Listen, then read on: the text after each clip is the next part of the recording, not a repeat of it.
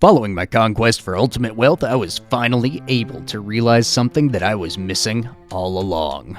It doesn't matter if you have mined literal mountains and mountains of diamonds. I apologize for the beacon shortage. We all know that our real symbol of wealth is how much netherite you've acquired. This realization tanked my socioeconomic status, and now all the villagers around here gossip about my poverty. And now the worst part about it all? Even my dog judges me. I always tried to be good to you, Bob. I was left with only a single choice. Quit being so broke, or forever live as a disappointment in the eyes of my community, or more importantly, my pets. The task that lay before me would be a dangerous one, but this whole kingdom that we have built depends on it. The day was 1431. Mining netherite is usually not an issue when we have our homemade explosives on our side. However, I lacked that premium Colombian Bam Bam in order to make our improvised explosive devices. So like any normal man, I stood motionless for the next 44 days and accrued several metric tons of the happy dust. Tell me, Ofelia, what is it like to build this kind of home?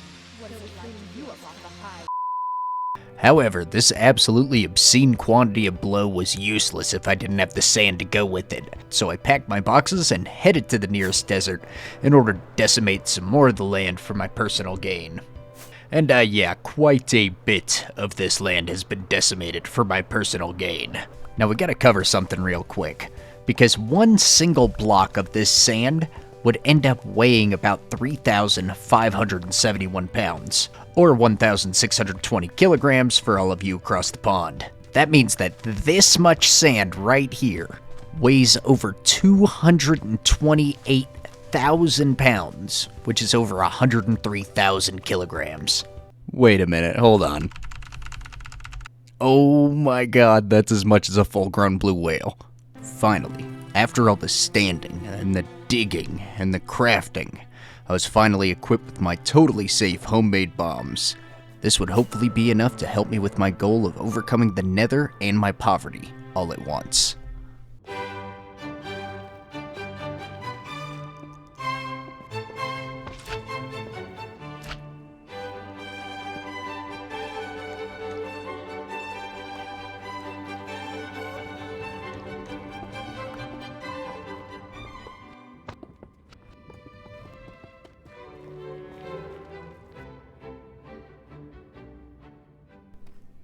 Alright, we got a little leftover TNT after all of that, loading up the machine, and I am so excited to test this out.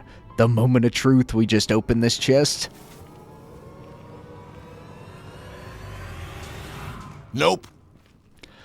I'm not gonna lie, that was really a lot more underwhelming than I thought it would be. So after that rather anticlimactic approach, I'm not gonna lie, I wish I would have scrapped this plan, but I did try it a few more times. However, by day 1481, I finally got some sense put into my brain, and I took the TNT out of my ineffective tunnel bore. Honestly, it's quite amazing that such a remarkable machine is going to be replaced by such a primitive method. This mining method happens to be really my go-to mining method for trying to find any kind of ancient debris. We just go to a random spot here in our nether tunnel, make sure we're at y equals 15, and then we just dig a long strip in a straight line, and then we line it roughly every 5 blocks with our TNT. Now I say roughly because I do not count these spaces out, they are just simply kind of done in a rhythm. Once we finish placing our TNT, of course, we go ahead and get our Zippo and light her up. Now, of course, there were things bound to slow me down. Number 1 was the clearing of lava. This task was always tedious and dangerous. The second thing that slowed me down was my need to collect all the quartz and gold that I saw. I do not know why I was doing this. It slowed me down so much. I could have went so much further. And the third thing that slowed me down was my cheapness. Me trying to place inefficient TNT chains merely made me have to continuously light them. Over and over. Sometimes 2-3 times in a row. Bruh. I carried on with this mining tactic for quite some time, but it did take a lot of patience. But look at right here, we got some amazing ancient debris action going on for in sight. Beautiful. Now by the end of day 1486, we actually managed to travel all the way to negative 1100 on the x-axis. And if you remember, we started at nearly positive 500. So we have been managing to cover some pretty good ground despite all of the lava and the ore slowdowns. Oh, damn it. Now by the end of day 1490, our tunnel was nearly 2,700 blocks long and counting. As I said in the beginning, that this would be one massive endeavor. Even with the time-consuming process of collecting all of the quartz and nether gold, I was still able to continue using this method with the TNT until day 1495. That is 2 weeks straight of collecting quartz, nether gold, and ancient debris.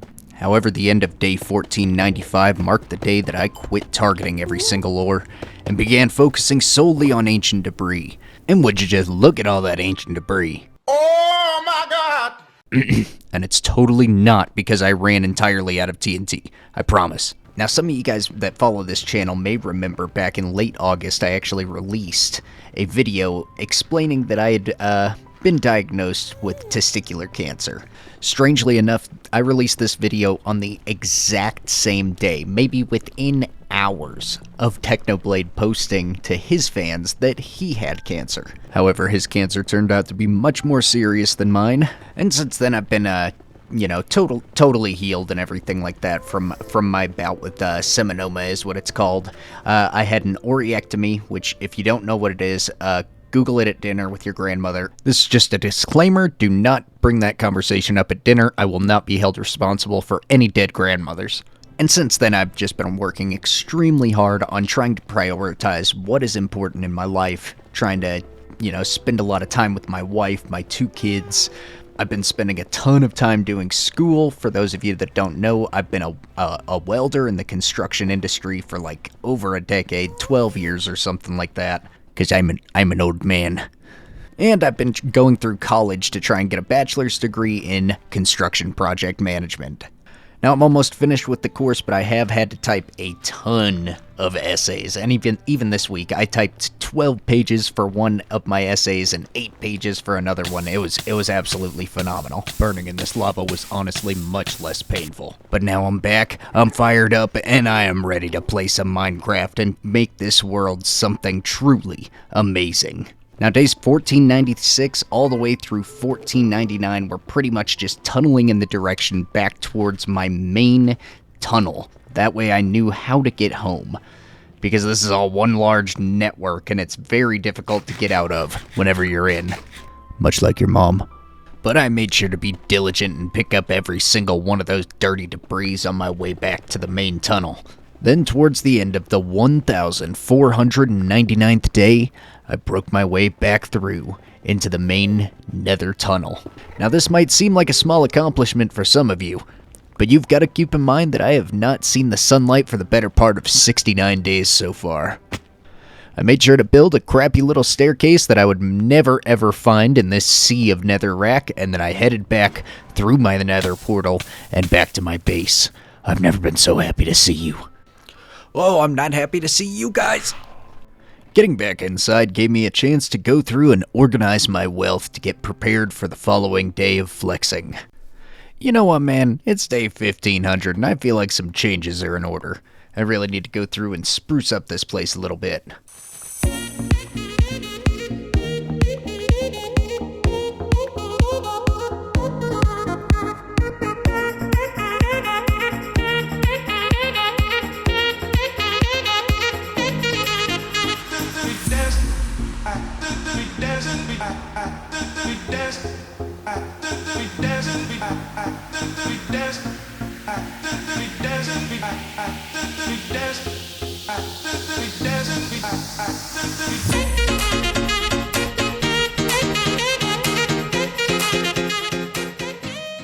Well, now this is awkward, but it's day 1502, not day 1500 anymore.